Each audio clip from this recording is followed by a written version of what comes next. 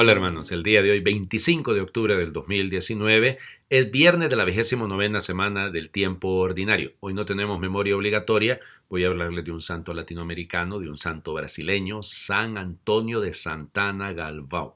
Fíjense ustedes, nacido en Guarantinguetá, espero haberlo pronunciado bien, en el estado de Sao Paulo, en 1739. Era de una familia bastante acomodada, su papá era comerciante y pues tenían bastante dinero. Y bueno, pero él, su vida consagrada a Dios. Fíjense, ahí cerca, vamos, cerca relativamente, ¿no? En 1717 fue descubierta Nuestra Señora Aparecida, que va a marcar tanto la vida de San Antonio. San Antonio va a ser un gran devoto franciscano, lógico, devotísimo de la Inmaculada Concepción, devoto de la Sagrada Eucaristía. Ustedes dirán, padre, ¿no somos todos devotos de? Sí, evidente que sí. Todo creyente, todo bautizado, todo católico debe ser devoto de la Sagrada Eucaristía, por Dios, de la Virgen Santísima, sí.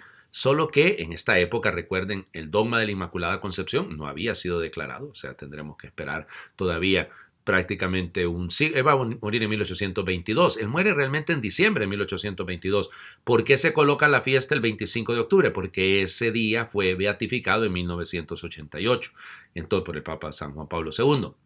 Entonces se los digo eso para que entiendan. Pero la característica fundamental de él, fuera de las fundaciones que él hizo, de algunas hermanas religiosas, es que tenía el don de sanación, fíjense. O sea, realmente su cercanía con los enfermos, su cariño con los enfermos va a producir muchísimos milagros. Y yo creo que estas imágenes de santos religiosos, sí, pero latinoamericanos, nos demuestran que alguno dirá, padre, pero ¿y ese modelo para nosotros qué nos dice hoy en día? O sea, estamos hablando de un personaje de inicios del siglo XIX, finales del siglo XVIII, realmente no dice mucho. Cuidado, debe decirnos mucho, porque la santidad que no se apoya en la Eucaristía y en la devoción a María es imposible.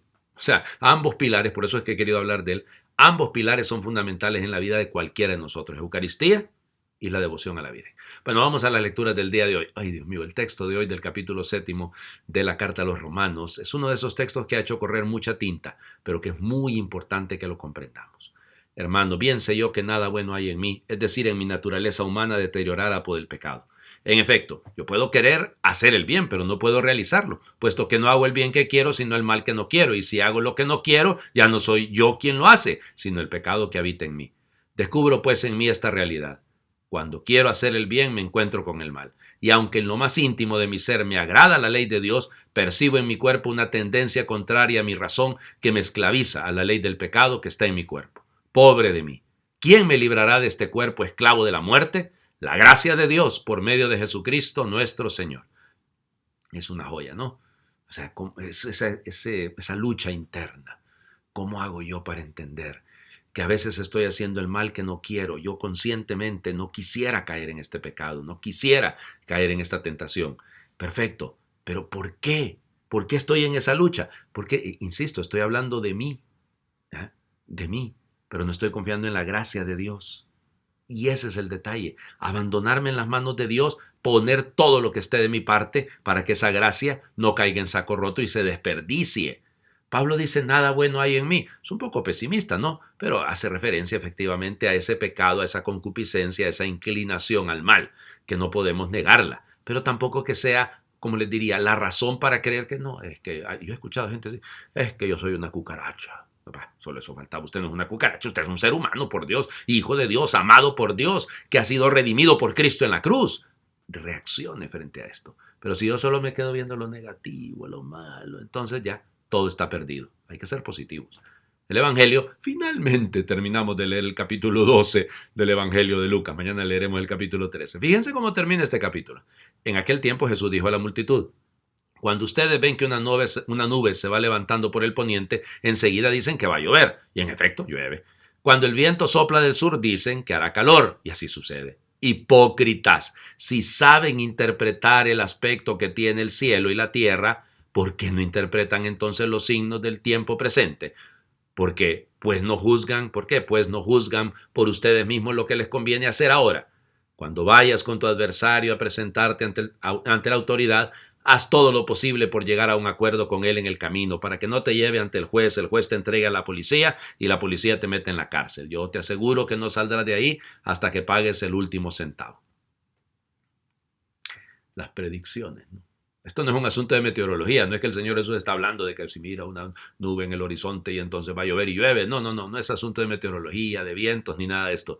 Es un asunto de que somos expertos en ir descubriendo la realidad, pero no en cambiarla.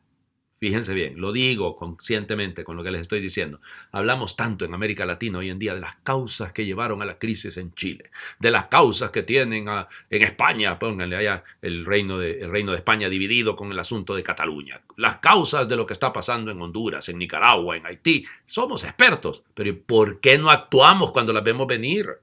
O sea, yo hablo por mi país. Claro que todo esto tiene años de estarse gestando, tiene dolorosamente por negligencia y por afán de poder de algunos, que sencillamente, pero lo hemos venido diciendo, al menos los señores obispos, los sacerdotes, claro, pero no se escucha, padre, esto no, nadie lo entiende. Y ahora cuando ya estamos con el agua hasta el cuello, entonces queremos venir a reaccionar. Pero es responsabilidad nuestra porque no nos hemos percatado.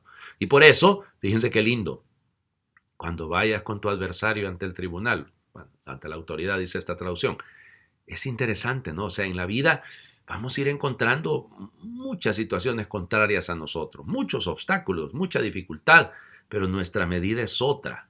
O sea, no podemos andar jugando con esto, ¿cómo les digamos? ¿Cómo les quiero decir, perdón? No tengamos otra deuda más que la del amor. Ese es el tema. Fíjense, hoy voy a hacer una oración pensando en esta debilidad, en este sufrimiento que causa el pecado, que me aparta, me atrae hacia el mal. ¿Cómo hacer? ¿Cómo hacer? Señor Jesús, ¿cómo puedo rezar cuando el mal me ha golpeado y no puedo más?